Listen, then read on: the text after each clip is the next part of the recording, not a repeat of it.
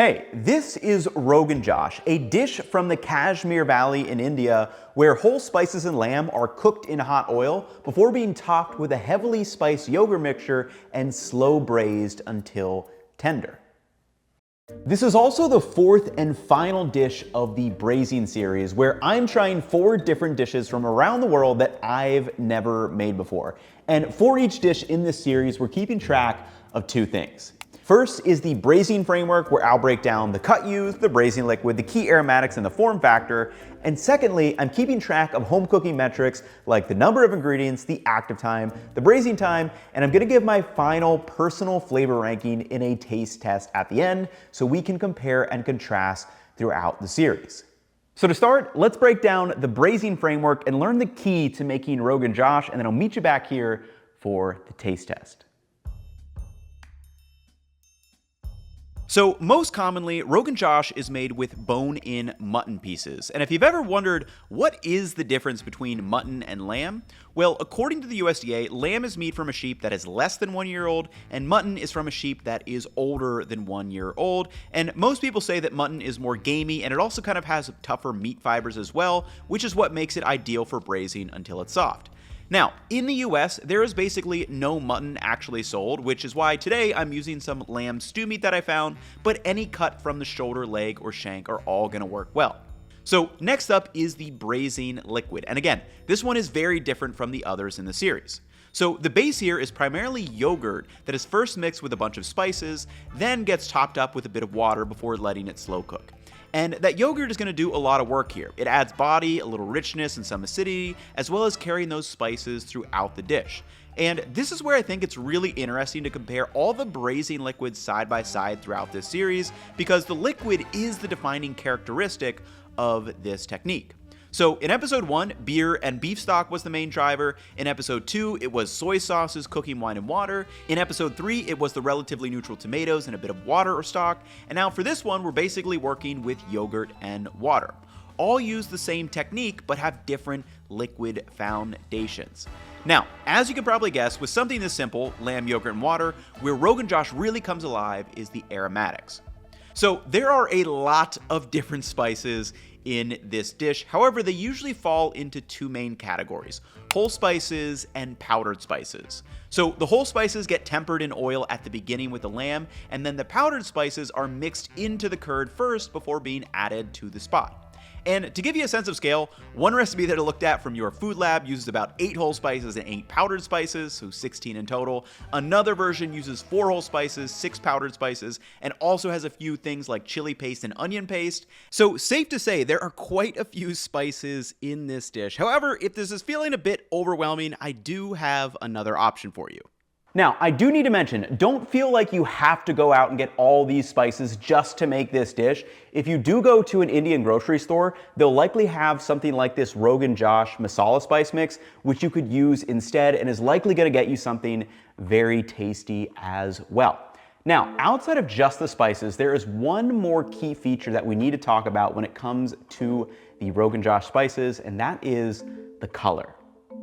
So Rogan Josh is known for having a reddish color to it, and part of that color comes from the beautiful looking Kashmiri chili powder.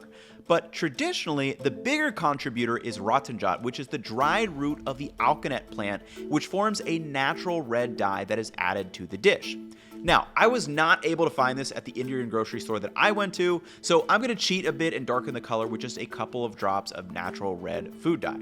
And honestly, this visual impact does make a difference, because you have to remember, we eat with our eyes first, and even a small change in color can make a dish feel richer and more appealing.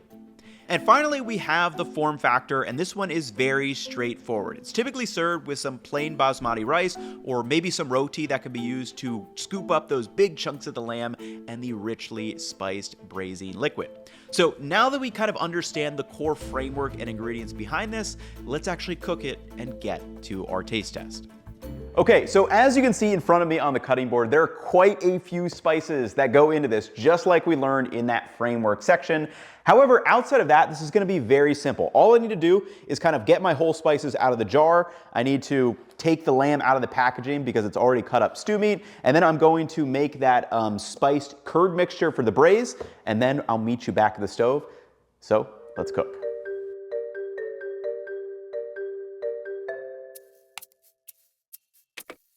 So to start, all I did was take the lamb stew meat straight out of the package and toss it into a bowl. This is about 2 pounds in total.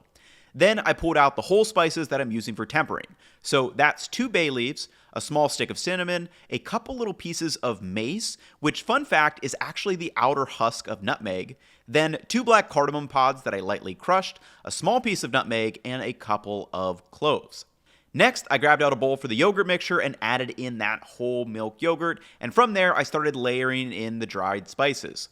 So first we have a bunch of Kashmiri chili powder, which has that deep red color, and while it may look like it's going to be very spicy, this is a pretty mild chili powder at around 1,000 to 2,000 Scoville units. Then I added just a little bit of hing or asafoetida, some crushed up fennel seed, a spoonful of cumin, a bit of garam masala, and some ginger powder. And after adding all the spices, all we need to do is mix that up, and this mixture is going to give us that reddish color as well as all the beautiful aromas from all of those spices. And in total, this was only about 5 minutes worth of prep, so let's head to the stove. Okay, so now that we have these components prepped, you can see this dish is much simpler than maybe the 20 plus ingredients would lead you to believe. So we've got our lamb, we have that spice mixture with the curd in there, we've got our whole spices, and then we're gonna start by tempering this in some mustard oil, which I've never used before, but I saw most of the recipes calling for it, so I was like, I'll give it a shot, though obviously any oil, could be used for this dish. Smells, like mustard. It smells quite interesting. To start, I added some mustard oil to the pan, just enough to coat the bottom, and then bring it up to about a medium-high heat. And once that's warm, go ahead and add in all the whole spices along with the lamb. And this step is basically blooming or tempering the spices. And what that does is release those fat-soluble flavor compounds that you can't unlock with water alone. And by keeping the spices whole here, instead of blending everything up, we're going to get a more varied spice profile. So you get these little pockets where the individual spices are going to stand out, instead of everything tasting uniform if it was all just blended together. Now, after letting that cook for about 5 minutes, we're ready to add that spiced yogurt mixture straight in, and as soon as it hits the pan, you can see everything starting to take on that reddish orange color, and it smells amazing. Okay, so just like that, we have this stunning looking and just delicious smelling aromatic base, and I think it was really interesting when you kind of smell when you're tempering the spices with the lamb in the mustard oil. That mustard oil is pretty unique. But then as soon as we added in the curd and all those other kind of more warming spices with the chili powder, it really balanced it out really well, and I'm super, super excited to finish this. So all we gotta do now is I'm just gonna top this up with a little bit of hot water and then let it on the stove for about an hour, hour and a half until that lamb is nice and fall apart and tender. We'll make some rice, and I am very excited to eat this one. At this stage, all we're going to do is let this cook low and slow on the stove, so I keep it about half covered so the water can gradually evaporate and everything will begin to concentrate down. And as that happens, you'll start to see the fat separate from the yogurt a bit, and we'll actually be browning some of those milk solids along the way, and this time is really going to help build that deep, complex spice mixture. This will probably take an hour or two, give or take. What really matters is that that lamb is tendered, so don't stop it short. Make sure the lamb is tender. And one final step we need to do is just deepen the color and add a little bit of salt. Okay, so as you can see, this is looking absolutely beautiful and delicious. Smells so good. 2 final quick little steps. First, I'm gonna taste the sauce and just add a little salt if it needs it. And then traditionally, this is kind of dyed with the rotten jat, but I couldn't find it. I was at the Indian grocery store. I asked the guy if he had it. He didn't have any. So I'm gonna just add like a little bit of this just red, food dye or whatever, just to deepen the color a little bit. Obviously, this is more of a cosmetic thing, but you gotta remember we do eat with our eyes. So I'm gonna add this, and then I'll make some rice, and then I'll meet you back and we'll do our final taste test. I can't wait to get into this. Now, you could obviously skip this or take it to a really, really deep dark red if you wanted to, but for me, I just wanted a slightly richer red color, and you can see that difference clearly in the before and after, but it's not overly dramatic. Now, while it was finishing up, I quickly cooked some basmati rice, so poured it into the rice cooker, added some water, flicked it on, and it's ready to go. There's nothing like the fluffy grains of basmati rice.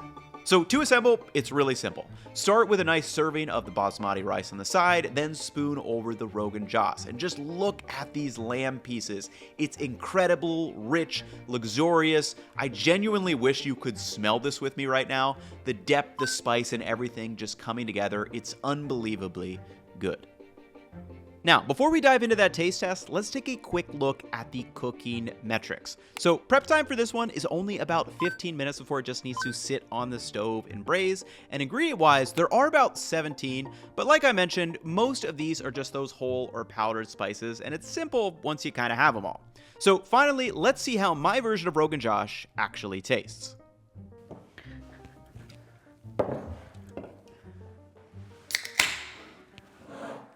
Okay, so this has been smelling so good.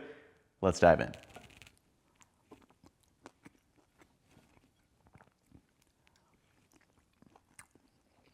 Wow.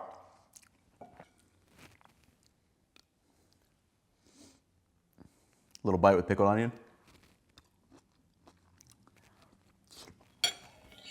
So I have ordered this dish out at an Indian restaurant like once or twice before, and this is one of those rare times where I think the homemade version I made is even better. I love the kind of the dichotomy of the spices. So like those tempered spices when they're whole, obviously we've kind of leaned them out and they're in that oil, and you do get a distinctive difference compared to all the spices that are just blended into that curd, you know, the Kashmiri chili pepper and stuff. I got a little bite of like a cardamom piece, and it was a really nice kind of mix up compared to just if everything was completely blended in there. The lamb itself is nice and tender, but still got enough bite to it. And then, man, that is just it's like mouth-watering. The way it clings to your mouth is really, really quite nice. And then it's the perfect amount of spice. Like Kashmiri chili pepper is not like, oh my gosh, gonna take over everything. It's a very flavorful like chili pepper. Wow, this is just a fantastic dish. And yeah, really, like I said, you know, whether you get all the spices yourself or just try out with like a masala spice mix or something. I mean, really quick dish to make, great to make at home. And yeah, I think for the flavor ranking, I think I'm gonna tie this with, what was it, Luro Fun? I think we had 8.8. I think I'm gonna tie it at an 8.8. Whatever it is, I'm giving this an 8.8, like absolutely phenomenal dish. I feel like the leftovers are gonna be just as good the next day. I actually think I could make a nice kati roll too. Maybe I'll make some paratha this week or get some roti. Man, this is such a good dish. So if you've never made Rogan Josh before, would highly recommend it. We'll have the recipe down below if you want to follow it exactly to my version. But like I said, really feel free to experiment with that framework. Now that you understand the component, like it's lamb, it's the yogurt braise with a bunch of spices in there, and then some water. And that's really all to it. Very easy to make, very delicious dish. Let me know what you guys thought of this series. I'd like to do kind of more in this style in the future on this channel, but we could do them around cuisines, we could do them around techniques, maybe form factors like sandwiches, tacos, whatever you guys want. But that's going to wrap it up for me in this one. I'll catch you all in the next one. Peace, y'all.